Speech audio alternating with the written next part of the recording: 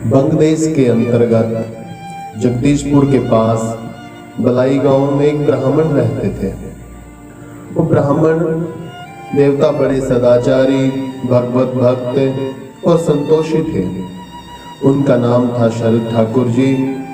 और ब्राह्मणी जो थी वो भी बहुत बड़ी सुशीला और सती थी। यजमानी बहुत थी। बहुत बड़े बड़े आदमी उनके शिष्य थे। उस समय जैसे ब्राह्मण पुरोहिती, सदाचारी और विद्वान होते थे, वैसे ही उनके शिष्य यजमान भी श्रद्धालु और उदार होते थे। शरद ठाकुर को यजमानों के यहाँ से बिना ही मांगे काफी धन मिल जाता था। खर्च था बहुत कम, इससे उनका वैभव बढ़ता ही गया। शरद ठाकुर के पास एकमात्र पुत्र था नवीन चंद्र। नवीन चंद्र सरल हृदय था, परंतु माता पिता का इकलौता पुत्र होने से उस पर कोई शासन नहीं था। घर में धन की मात्रा काफी थी। विस्का पर भिनभिनाने वाली मक्खियों के समान नवीन के विलास वैभव को देखकर उससे लाभ उठाने के लिए आवारा दुराचारी लड़कों का दल उसके पास आया जाया करता था। संग का रंग चढ़ता ही है, नवीन पर भी कुसंग का असर पड़े बिना न रहा। नवीन चंद्र भी इसी के अनुसार अनर्थ राह पर जा चढ़ा, चल पड़ा। शरद ठाकुर चिंता में पड़ गए थे कि ऐसे संगत का संग होने पर पता नहीं बालक किस राह पर चलेगा, क्या होगा। उन्होंने पत्नी से सारा हाल कहा। अपने मन की जो एक हलचल थी, मन की जो व्यथा थी, वो सारी की सारी अपनी पत्नी के आगे कह डाला। पत्नी भी सरल हृदय थी। वह बेचारी भी सोच करने लगी, पर कोई उपाय नहीं सूझ पड़ रहा था। दोनों कातर होकर, व्याकुल होकर भगवान को पुकारने लगे। भगवान तो भक्त वत्सल हैं। उन्होंने भक्त की हमेशा सुनी है, भक्तों की हमेशा सुनी है। बस पुकारने वाले की पुकार में असर होना चाहिए। वो किस भाव से पुकार रहा है, बस उस भाव में वो एक व्याकुलता होनी चाहिए, एक तड़प होनी चाहिए, जिससे प्रभु प्रकट होते हैं। और वो भक्त की हर भाषा को, चाहे वो नेत्रों की भाषा हो, चाहे हृदय की भाषा हो, जिसको वो समझ लेते हैं।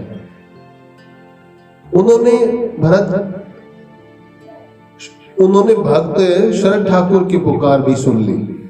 कुछ ही दिनों बाद घूमते फिरते शिवेंद्र स्वामी नामक एक महात्मा बलाई गांव में पधारे और चातुर्मास का व्रत लेकर वहीं नदी के तट पर एक पेड़ के नीचे ठहर गए और चातुर्मास वहीं बिताने के लिए उनका मन हुआ। यहीं बिताएंगे, ये मन में लेकर उसी गांव में रुक गए। महात्मा पहुंचे हुए थे।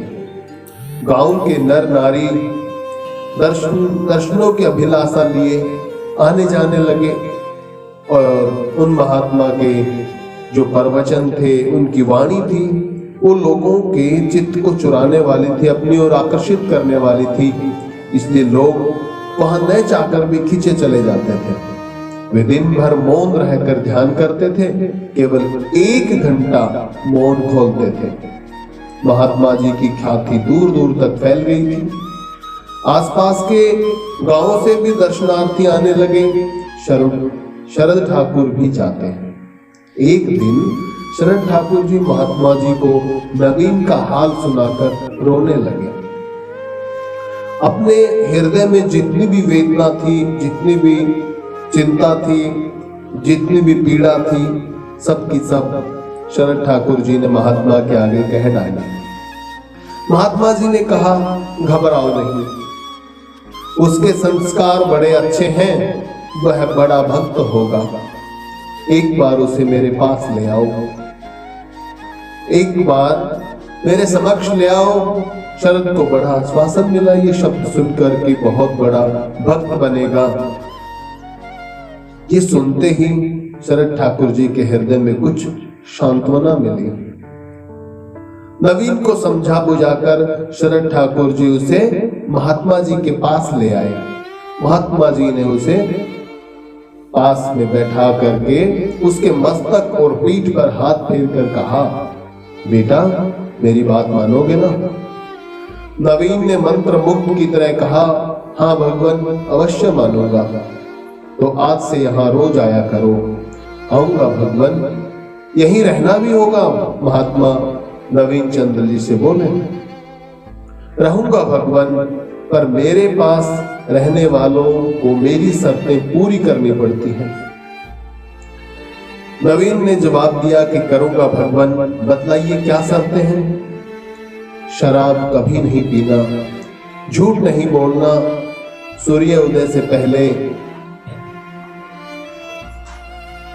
उठना, सूर्य उदय से पहले उठना, संध्या करना, अग्निहोत्र करना, मां कात्यायनी की पूजा करना और उनके ह्रीं श्रीं कात्यायनये स्वाहा मंत्र का नित्य विधि पूर्वक जप करना और हविष्यान्न खाना।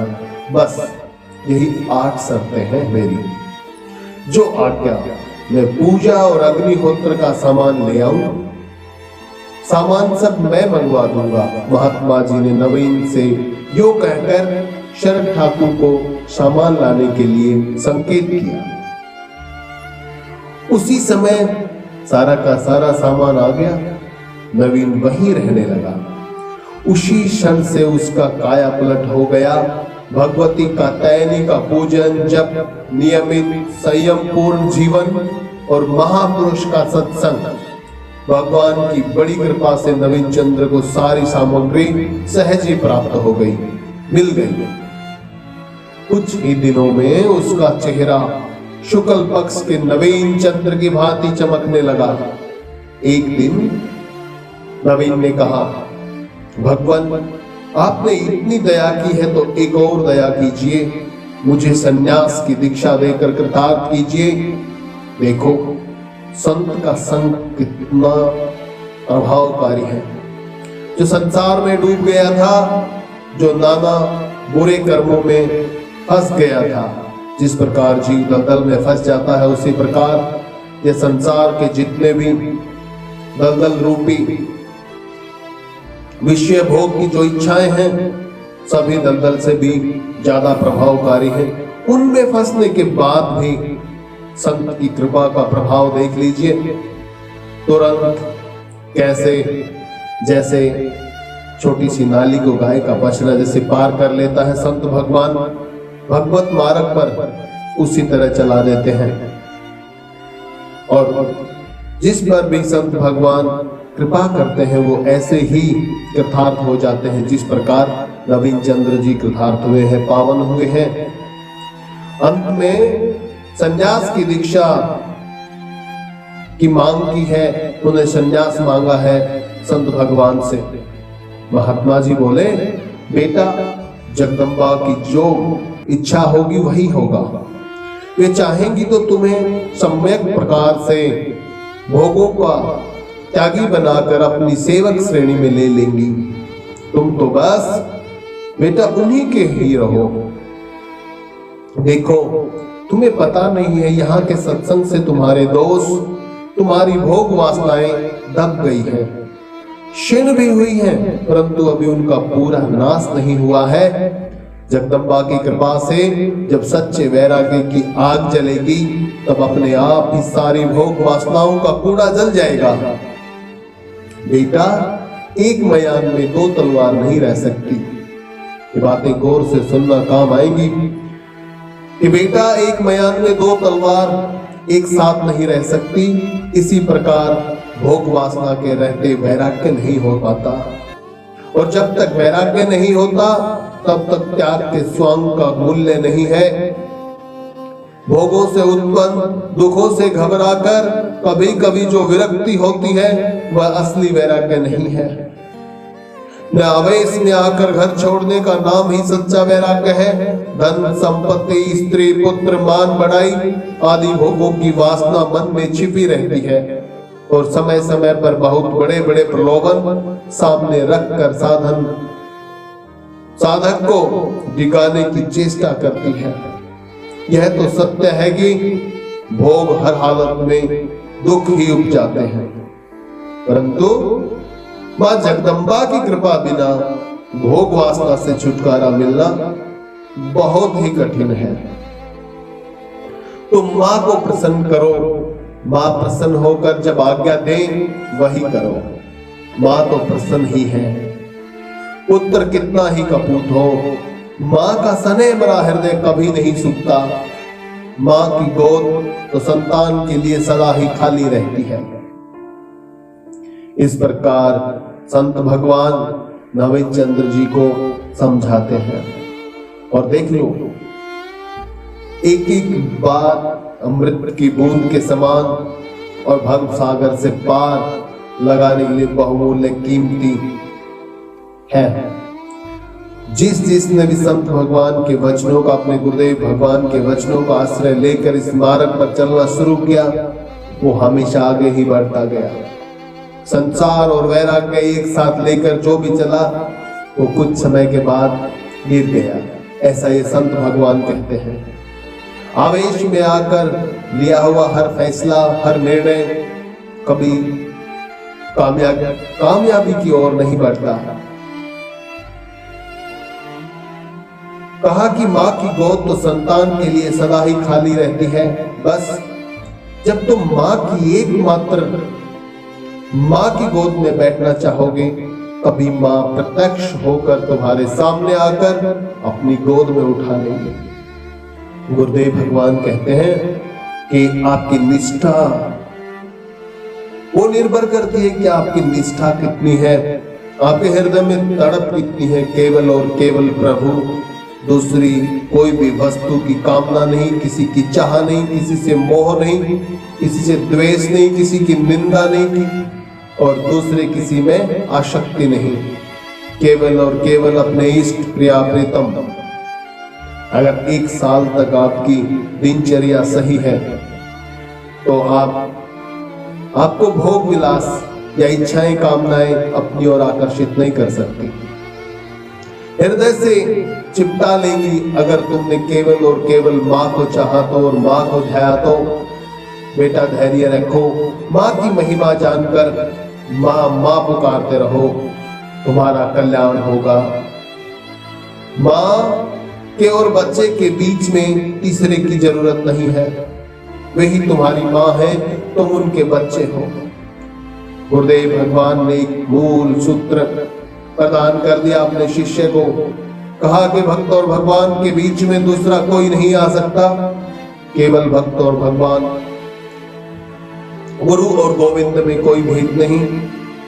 गुरु ही गोविंद का रूप है और गोविंद ही गुरु का रूप लेकर तो शिष्य के जीवन में आए हैं।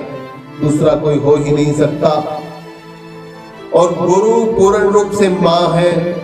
गुरु पूर्णिमा, पूर्ण रूप से मां का स्वरूप। जिस प्रकार मलिन बालक को मां ये नहीं सोचती उठाते हुए कि ये मलिनता में है या मलमूत्र में सना हुआ है, वो उठाकर सीधे अपने सीने से लगा लेती कि मेरा लाल है। इसी प्रकार गुरुदेव भगवान भी ये नहीं सोचते कि यह अवगुणों की खान है। और गुरुदेव जिसको अपना लेते हैं तो उसके सब अच्छे बुरे गुणों सहित अपनाते हैं और एक ना एक दिन उस मार्ग पर चलाकर उस ब्रह्म तत्व से मिलवाते हैं जो संसार का सबसे बड़ा सत्य है, सत्य है, सत्य है। महात्मा जी के वचन सुनकर नवीन का हृदय भराया, उसके नेत्रों से आंसुओं की धारा बह निकली। वह अनन्य भाव से जगदम्बा की सेवा करने लगा। शरद ठाकुर और उसकी पत्नी दोनों ही पुत्र के परिवर्तन से बहुत प्रसन्न थे, हमेशा खुश रहते थे। सबसे बड़ी खुशी ये थी कि हमारा पुत्र बदल गया, ये नहीं थी। सबसे बड़ी खुशी उनके हृदय में इस बात की थी कि वो भगवत मार्ग पर चला है, प्रभु का हो या माता का हो, अनन्य प्रेमी बन गया है। बस भजन करते करते नवीन का अंतःकरण पवित्र हो गया था। पवित्र होने का कारण है अपने इष्ट का जो नाम है वो पवित्र है। नाम जब हृदय में आएगा तो हृदय की मलिनता सब समाप्त कर देगा और अंतःकरण को पवित्र कर देगा। वे भजन की मूर्ति बन गए थे। माँ का ध्यान करते करते कभी रोते, कभी हंसते, कभी नाचते और कभी माँ माँ पुकार कर इधर उधर पागलों की तरह दौड़ने लगते। तो कभी बैठ जाते तो कभी अखंड समाधि में ही लग जाते और समाधि भी इस प्रकार की घंटों बीत जाते पर नवीन चंद्र की समाधि नहीं टूटती। एक दिन प्रातःकाल जगदम्बा कात्यायनी स्वयं प्रकट हो गई, क्योंकि तड़प ऐसी थी, मिलने की चाह ऐसी थी और चाह माँ को भी साधक की तरफ खींच ही ले आई। एक दिन मैया जगदम्बा कात्यायनी स्वयं प्रकट हो गई। नवीन ने आंखें खोलकर देखा, बड़ा शुभ प्रकाश है। माता मृगराज पर सवार है, प्रसन्न मुखमंडल है, सुंदर 3 नेत्र हैं, गले में सुंदर हार है, भुजाओं में रत्नों के बाजूबंद और कड़े पहने हैं, सुंदर जटा पर मनोहर मुकुट है, चरणों में नूपुर बज रहे हैं, दिव्य रेशमी वस्त्र धारण किए हुए हैं, मस्तक पर अर्ध चंद्र शोभा पा रहा है। करोड़ों चंद्रमाओं के समान देह की सुशीतल सुमज्ज्वल प्रभा है। 10 हाथ हैं जिनमें खड़ग, खेटक, वज्र, त्रिशूल, बाण, धनुष, पास, शंख, घंटा और पद्म सुशोभित है।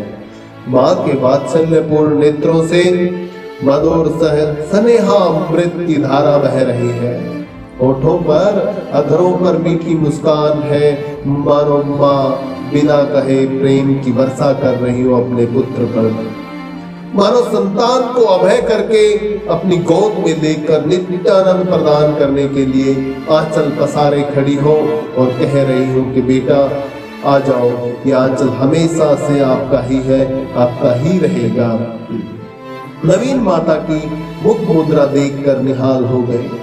मैया से, माँ से अनन्य प्रेम पाकर जो दृष्टि, जो छवि नवीन के हृदय में बसी थी, उसको सामने देखकर और माता के अधरों पे जो मुस्कान थी, जो प्रेम प्रदान हो रहा था और जिस प्रेम को नवीन चंद्र प्राप्त कर रहे थे, उसे लग रहा था कि मैया ने सारे के सारे द्वार खुले कर दिए हों। नवीन माता की मुख मुद्रा देखकर निहाल हो गए। आनंद के आंसू बहने लगे, शरीर पुलकित हो गया, वाणी रुक गई, गला अवरुद्ध हो गया था। बहुत देर बाद माता की प्रेरणा से धीरज आने पर नवीन ने माँ का स्तवन किया। नवीन ने माँ का स्तवन किया। माता ने उठाकर उन्हें हृदय से लगा लिया और मस्तक पर हाथ फेर कर कहा, बेटा तू धन्य हो गया है। बालक कितना भी बड़ा हो जाए, माँ के लिए हमेशा बालक ही रहता है। किसी भी अवस्था में हो, कैसा भी हो, माँ उसको अपना ही लेती है। माँ कभी भी अपने से अलग नहीं करती। तू धन्य हो गया है बेटा, तेरे गुरुजी आज अदृश्य हो जाएंगे। तू पूर्व जन्म में मेरा भक्त था और तेरे गुरुजी तेरे पिता थे, वे मेरी कृपा को प्राप्त कर चुके। तू किसी प्रतिबंधक वश जगत में आया था, गुरुजी को मैंने ही भेजा था। अब तू मेरी कृपा से कृतकृत्य हो गया है।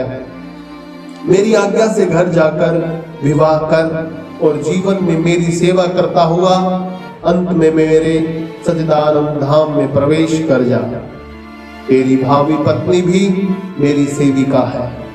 तू घर में रहकर भी जल में कमल की भांति असंग ही रहेगा, इस संसार से परे रहेगा। ये माया छू भी नहीं सकेगी, इस माया से परे रहेगा। माया का प्रभाव तुम पर नहीं पड़ेगा। इतना कहकर माँ आशीर्वाद देकर अंतर्ध्यान हो गई।